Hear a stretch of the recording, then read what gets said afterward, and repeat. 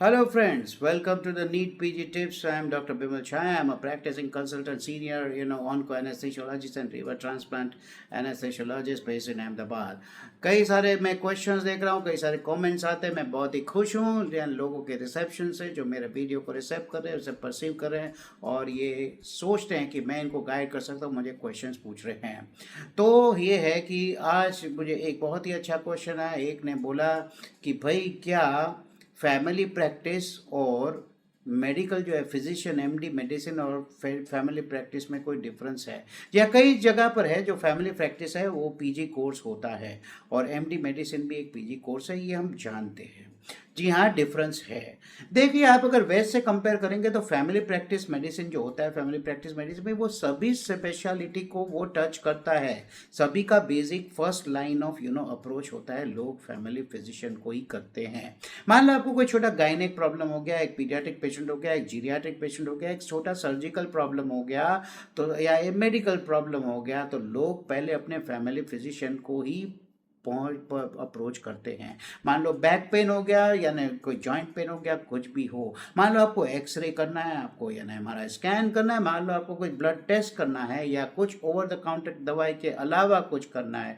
मान लो आपको pipe smear करना है, मान लो आपको छोटी सी बायोप्सी लेना है, या मान लो आपको छोटी सर्जिकल प्रोसीजर लाइक छोटा सूजर करना है, या मान लो छोटी सिस्ट रिमूवल करना है, minor surgical procedure. This all can be done by family practice physician. लेकिन जो एमडी मेडिसिन है, एमडी मेडिसिन सिर्फ मेडिसिन को डील करता है. वो सिर्फ मेडिसिन या मेडिकल प्रॉब्लम्स को डील करता है. हाँ, उसमें सभी स्पेशलिटी, मान लो वो एंडोक्राइन को भी डील करेगा, न्यूरो कार्डियो हो गया, फिर हो गया इन्फेक्शियस डिजीज हो गया, ये सभी ब्रांच को वो कहीं ना कहीं छूता है, या उसकी प्राइमरी या सेकेंडरी लेवल की या कई बार टर्शियरी लेवल की भी ट्रीटमेंट करता है. तो जो है एमडी मेडिसिन है उसका थोड़ा रिस्ट्रिक्टेड आ जाता है, लेकिन उसका लेवल जो है फैमिली प्रैक्टिस से 2 या 3 गुना ज़्यादा होता है. फैमिली प्रैक्टिस वाला, मान लो कोई डिहाइड्रेटेड पेशेंट है जो अक्यूट नीड है, उसका वेन लेके उसको आईवी पाइंट चला सकता है. लेकिन मान लो if he cannot cure it within 12 hours 24 hours, then he should give it up and he should shift the patient to an MD medicine. This family practice should not take liberty to diagnose and treat the entire disease.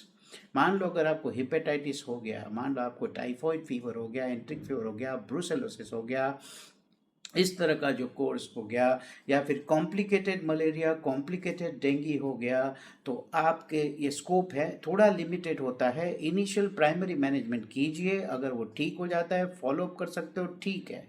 Once it goes to the area where it is a gray area where complication starts happening, it is not your business to treat that patient. It goes to the MD medicine, and if MD medicine also feel he can intervene, infectious disease guy or a cardiology guy and people like that. So these are basic difference between a family practice and physician. अब लीगालिटी के point पे आ जाते हैं. लीगालिटी पे क्या कोई इसे stop कर सकता है? नो. लीगालिटी में क्या होता है दोस्तों, प्रैक्टिस के लिए बेसिकली है आपका एमबीबीएस रजिस्ट्रेशन. अगर आपका एमबीबीएस रजिस्ट्रेशन अगर वैलिड है और आप ट्रीट कर रहे हो, यानी आप ट्रीट कर रहे हो, तो आपको कोई स्टॉप नहीं कर सकता. हाँ, आप सर्जरी नहीं कर सकते, आप स्टिचेस तो ले सकते हो, आप सर्जरी नहीं कर सकते. लेकिन मेडिकल प्रॉब्लम्स का जो आप फीवर है, डायरिया है, इसको जब आप ट्रीट कर रहे हो, आपको कोई स्टॉप नहीं कर सकता. ये आपके ऊपर है, आपकी एथिक्स के ऊपर है कि आप अपना कैपेसिटी जानिए, आप अपना लिमिटेशन जानिए, और आप अपना यानी पेशेंट्स को फेथफुल रहे कि ना भाई ना, ये अब मेरे बस की बात नहीं है, ये मैं ट्रांसफ़र करूँगा. तो एंटायरली आपके ऊपर है, आपका पेशेंट का आपका विश्वास आपके ऊपर है. लीगली आपको कोई फैमिली प्रैक्टिस कहे तो चैलेंज नहीं कर सकता. So you should decide your limitation. As far as an MBBS registration is valid, you can treat the patient, you can have 1 or 2 beds in your this thing, you can give IV trips, you can give antibiotics, you can do that. But ethically कितना valid है, ये आपको सोचना होगा कौन से level तक आप खेल सकते हो. ठीक है. I think it answers my question. And आज की ज़रूरत यही है कि जो है फिजिशियंस है, फैमिली फिजिशियंस है, अच्छे वाले good grade proper family physicians available नहीं है. नहीं है तो नहीं है.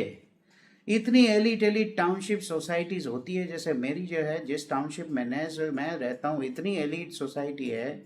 यहाँ अहमदाबाद के साल मिलियनर्स लोग रहते होंगे, लेकिन आसपास क्या एक प्रॉपर फैमिली प्रैक्टिशनर है? नहीं है.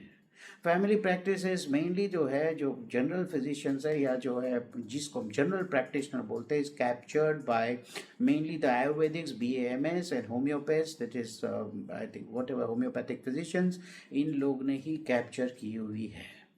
और इन लोग क्या कर रहे हैं, इन लोग आयुर्वेद और होम्योपैथिक की प्रैक्टिस छोड़कर वो अपना एलोपैथी उसमें ऐड कर रहे हैं, which is actually ethically not right. उसमें भी कई लोग हैं कि इन्होंने एक्सपीरियंस किया है, रोटेशन लिए टीम में काम किया, ICUs में काम करके एक्सपीरियंस लेके वो ट्राई करते हैं, but ethically it is not their area. So it entirely depends on the faith of the patient and patient and doctors, bond and relative, the understanding with each other. तो आपके ऊपर है, limit इसमें कोई नहीं है. That's, I think that clears the question about family practice versus MD physician. Thank you very much. I'll come with more Q&A questions as you post on the comment. Don't worry, just post your comment, ask me a question, I'll be ready to answer you. Please like, share and subscribe my channel. I think our channel is growing well. And once again, happy Diwali and Shubh Deepavali from me and Nutan Bejab Yunandan for my Gujarati friends. Thank you very much.